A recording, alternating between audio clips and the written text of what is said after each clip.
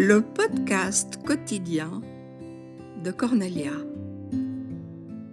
Amour, conscience, synchronicité, émotion et tutti quanti. Le podcast quotidien qui élève l'âme et qui ouvre le cœur.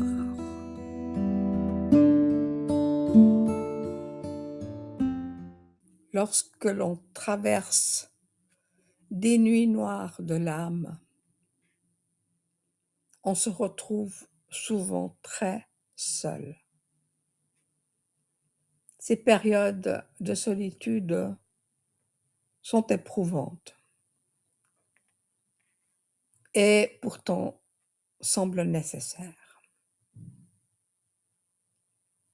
Je les décris comme la traversée du désert. J'en ai fait l'expérience à plusieurs reprises. Et je vous propose de lire le texte que j'ai écrit dans mon livre « Comment les synchronicités ont changé ma vie » pour vous rejoindre là où vous êtes si vous traversez un désert, qu'il soit affectif, familial, sociétal ou autre, et vous dire que vous n'êtes pas le ou la seule, de vous rejoindre dans les difficultés qu'il y a à traverser le désert, et de vous dire aussi qu'il y a une sortie du désert, pour autant que vous continuiez votre marche. Même si parfois vous êtes un peu désespéré.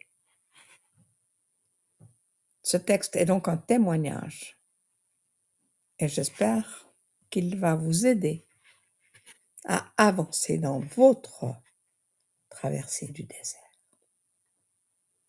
Alors, ce texte commence par la citation de Saint-Exupéry. Ce qu'il y a de beau dans le désert, c'est qu'il y a un puits quelque part. Fin de citation. Quel est le plus grand désert dans ce monde? Je l'ai traversé.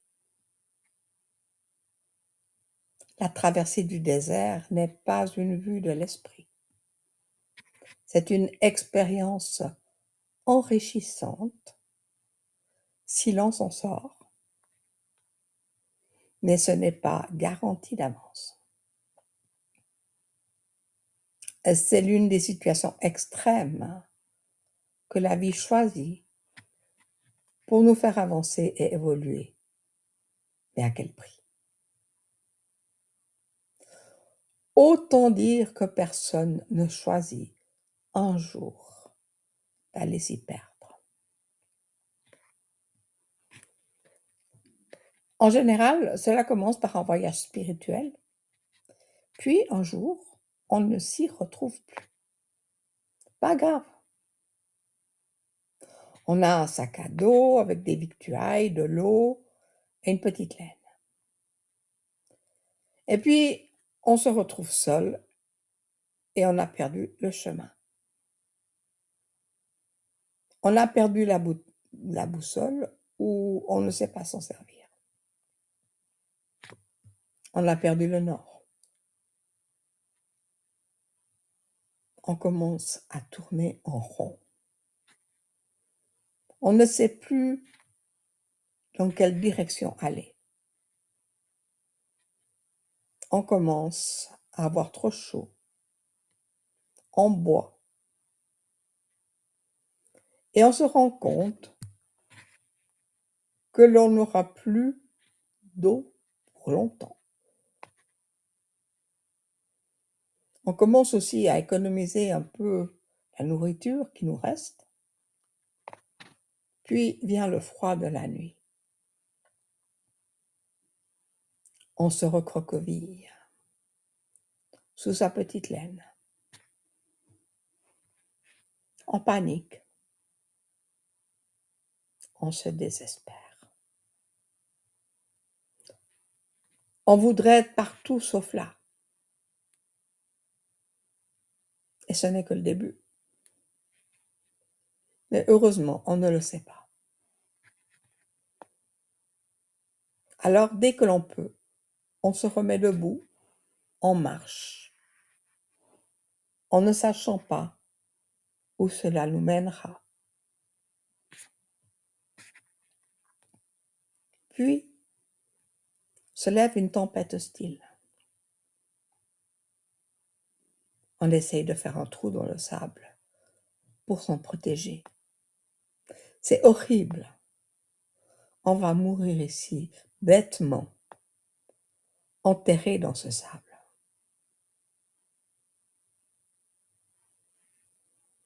Mais on ne meurt pas. Pas cette fois en tout cas. Progressivement, le vent s'est calmé et le paysage s'est complètement transformé. Il y a maintenant de nouvelles dunes et les anciennes ont disparu. On a perdu ses derniers repères. Parfois sortira un bédouin, on ne sait où. Il nous indiquera une direction, nous donnera 3 gorgées à boire, puis du pain. Peut-être. Puis il continuera son chemin. Et on se retrouve seul. Plus seul que jamais. Il n'y a aucun sens à vivre tout ça. On bascule dans la nuit noire de l'âme. On veut mourir, mais on ne meurt pas. À bout de force, on refait 3 pas.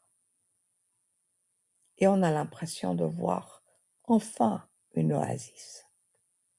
Alors on reprend courage et on marche vers ce lieu de délivrance. Et plus on s'en approche, plus il s'éloigne pour finalement disparaître. C'était un mirage. Parfois, il y a un miracle. On tombe sur une petite source ou sur un puits. On s'abreuve. C'est tellement délicieux. On trouve peut-être un fruit oublié par le dernier voyageur. Puis, c'est de nouveau le trop chaud, le trop froid, la faim, la soif, l'épuisement. Et on commence à prier. On ne sait pas qui. Mais on demande de l'aide à une puissance supérieure. Une petite aide survient, dont on ne sait d'où. Une synchronicité. Un truc impossible. Et on peut à nouveau faire quelques pas et on retombe et on se relève.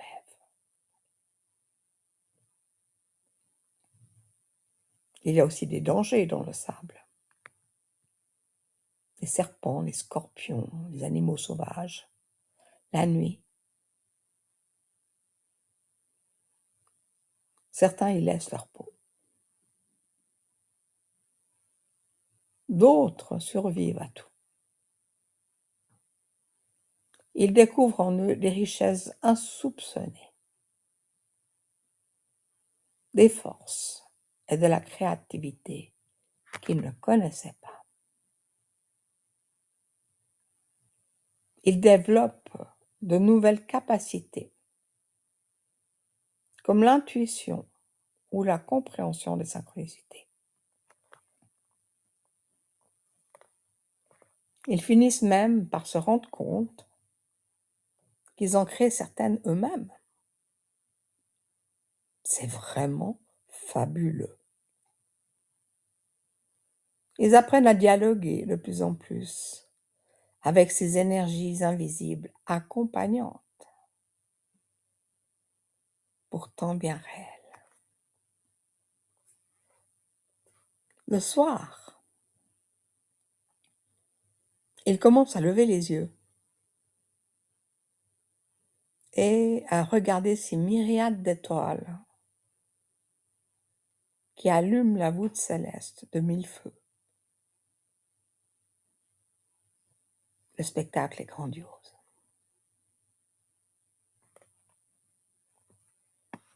Puis, rechute, nouvelle nuit noire de l'âme, dont on sort chaque fois transformé.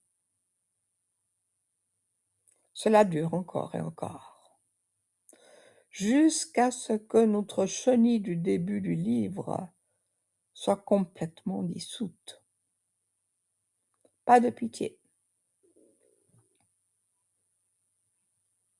Le processus ira jusqu'au bout.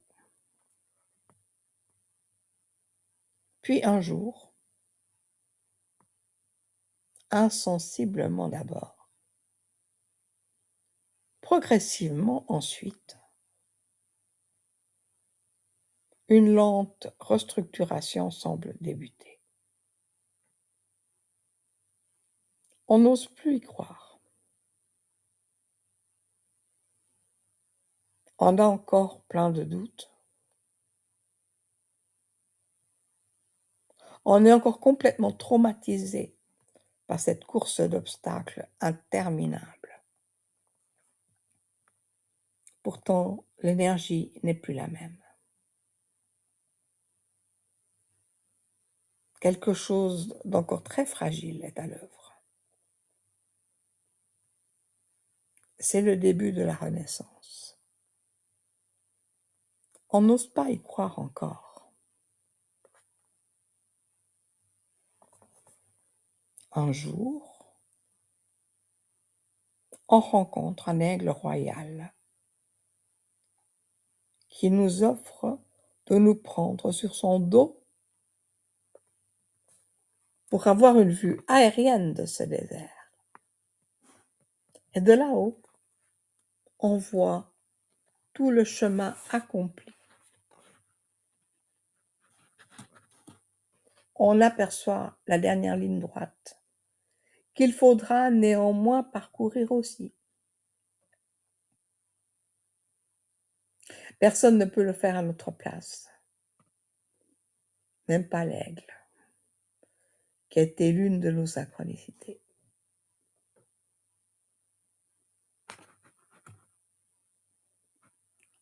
Il nous repose à la même place et il nous quitte. On est seul encore, mais maintenant, on sait où l'on va. On a appris la vie, que le désert, la solitude et le détachement nous ont enseigné. On a appris la confiance en l'univers, dont nous faisons nous-mêmes partie. Il n'y a pas nous et l'univers, il y a nous qui sommes l'univers. Quelle merveilleuse découverte qui change tout. Et puis peut-être que sur la fin, nous rencontrerons une caravane et que l'on nous offrira de quoi reprendre des forces. On nous proposera peut-être même de faire que quelques kilomètres à l'eau de chameau. Quel luxe! Et quel bonheur! Après l'expérience du désert, tout devient un miracle. Nous avons changé de regard. Puis enfin, nous retrouvons le monde des vivants, dont beaucoup nous semblent perdus et paumés. Alors, nous nous souvenons de la 4e étape du voyage initiatique, celle de la transmission et du partage.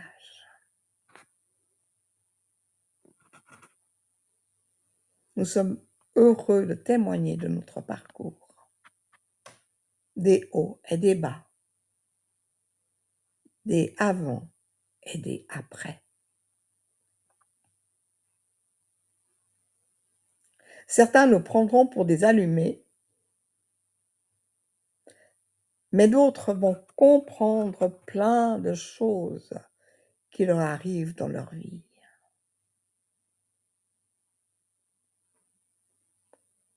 Nous les aiderons à se constituer une boîte à outils. Tous n'auront pas besoin de faire cette traversée du désert, mais tous auront besoin de résoudre leurs problématiques et de trouver leur solution. Certains pourront profiter de nos témoignages, alors c'est magnifique. Vous pouvez retrouver tout ce texte sur la traversée du désert dans mon livre intitulé « Comment les synchronicités ont changé ma vie », édité par Guy Trédaniel, que je remercie. À bientôt les amis. Si ce podcast vous intéresse, pensez à vous abonner de manière à être averti chaque jour au moment de sa publication. Pensez aussi à le partager avec vos amis qui pourraient être intéressés par ces divers sujets. Et prenez du temps pour vous chaque jour, quelques secondes, pour vous faire du bien, pour vous mettre dans une belle énergie de gratitude. Et surtout, merci de liker. À très bientôt. Au revoir.